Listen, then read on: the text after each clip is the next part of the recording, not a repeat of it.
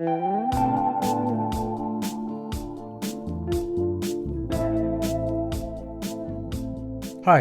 I'm Gregg LeFevre, and this is the Compulsive Storyteller, a series of short personal true stories where we explore the idea that truth can be stranger than fiction. This week is a mini episode featuring a short story which we call a shorty. This one is entitled Fondled.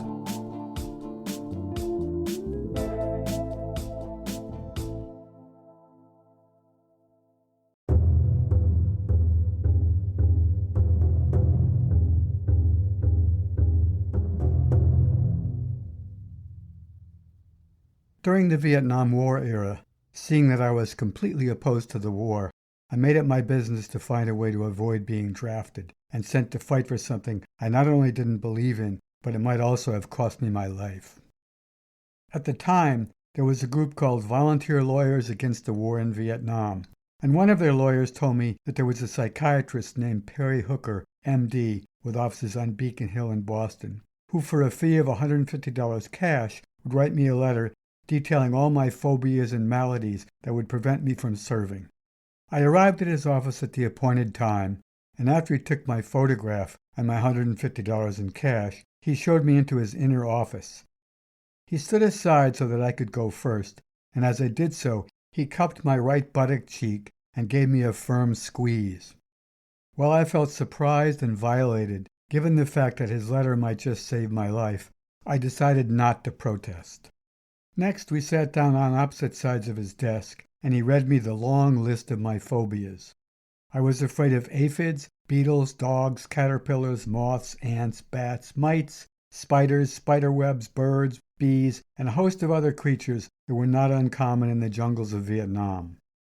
Additionally, he then listed a wide variety of the other ailments that I possessed, including fallen arches, bone spurs, irritable bowel syndrome, a heart murmur, headaches, rashes, and the like. The list went on and on.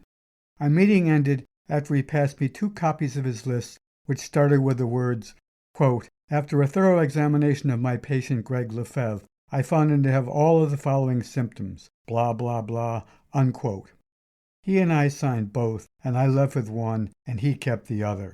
As I walked down the hill from his offices, I felt like skipping, floating on air, because I was going to successfully avoid the draft. The next morning, however, my lawyer called and asked if I'd seen the Boston Globe that day. There was a half-page spread about Dr. Perry Hooker, who'd just been arrested and let out from his offices in handcuffs. He had written thousands of phony letters over the past year, so now I was right back where I started from, less $150, in dire need of a way to avoid the war in Vietnam.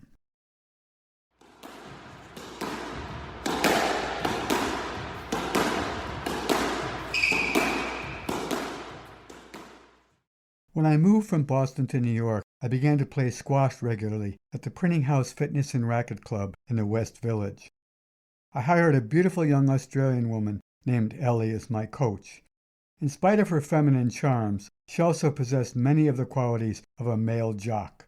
She was a wise ass, sarcastic with all of her students, and very physical with us as well.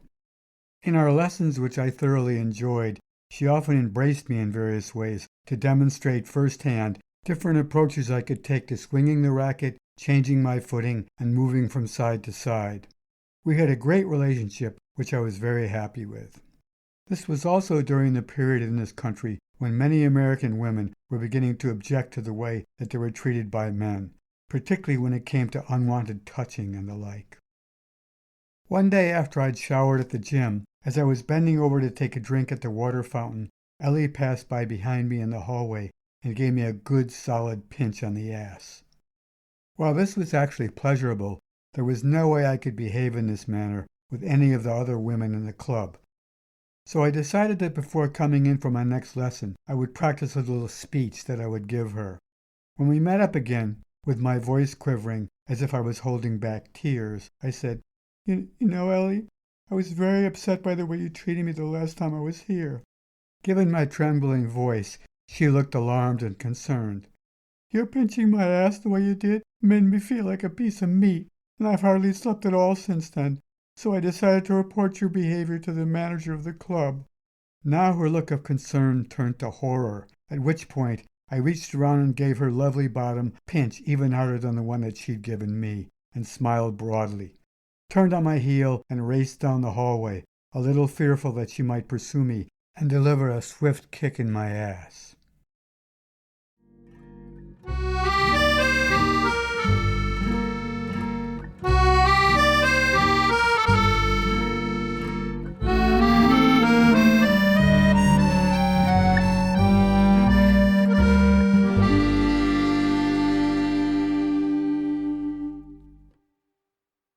Not long after my interactions with Ellie, at a coffee shop not far from the printing house in the West Village, I met a lovely young woman named Francoise.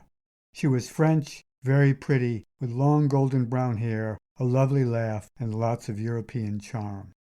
On our first date, I invited her to take a walk along the Hudson River and have coffee after at a cute little cafe. I took my time as we walked together, making no attempt to hold her hand nor do anything physical. For our second date, we went to see a film by the French filmmaker René Laloux, an animated film called Fantastic Planet. As we sat in the dark, I made no attempt to put my arm around her, nor be physical in any way. Her leg did rest against mine while we watched the film, but it never went any farther than that. I'm not sure why I wasn't being more physical in my new relationship. Maybe I was just a little overawed by her French demeanor. Our next date was to watch the Palabolas Dance Company at the Joyce Dance Theater. She was very taken with the company and very appreciative of my introducing her to this thoroughly American art form. Afterward, we decided to take the subway back to her apartment. Walking along the platform as we waited for the train, I did hold hands with her, which made my heart flutter. When we stopped walking, she turned toward me and held up her face as if offering me a chance to kiss her, which I did. We had a long, lovely kiss. It seemed like the perfect moment, but then I was quite surprised that she chose to squeeze one cheek of my ass. This was completely out of character for her. I said, "Wow, not only do I get my first kiss, but then you decide to fondle my ass as well." Her smile turned to alarm, and she said, "I did nothing of the kind." At first I was nonplussed, then I realized what had happened. Some passerby had copped a free feel while we kissed, a move he'd probably done many times before and got away with just as he had with us. The whole platform exchange confused Francoise, but once she heard my theory, she too was able to laugh along with me. Quite a subway story. This city can really grab you.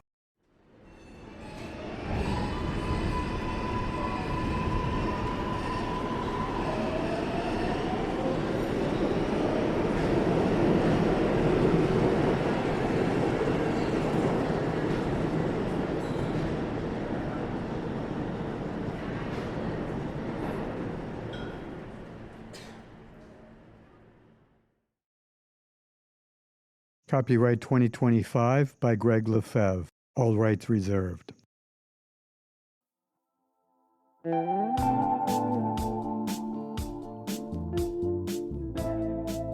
If you enjoyed this week's episode, let us know. You can find us on Instagram and Facebook at The Compulsive Storyteller, and we'd love to hear from you. This podcast is independently produced, so we really appreciate all your help and support. Share the show with your friends, subscribe on Apple, Spotify, or wherever you get your podcasts, and please leave a review. You can also check out our website, thecompulsivestoryteller.com, for more information. Thanks for listening, and if you didn't like this one, the next one will be another story. The Compulsive Storyteller is now co-produced by Gregg LeFevre and Fadia Montserrat, who's also arranged the music and created the special effects. Emily Ramon does design, research, editing, and marketing. Peter Kokoma has made our theme music and for many seasons co-produced the show with me. All characters and events portrayed in this podcast are based on my truth, with some names and facts changed for privacy. The conversations and dialogues are based on my best memory, but are not word-for-word recreations.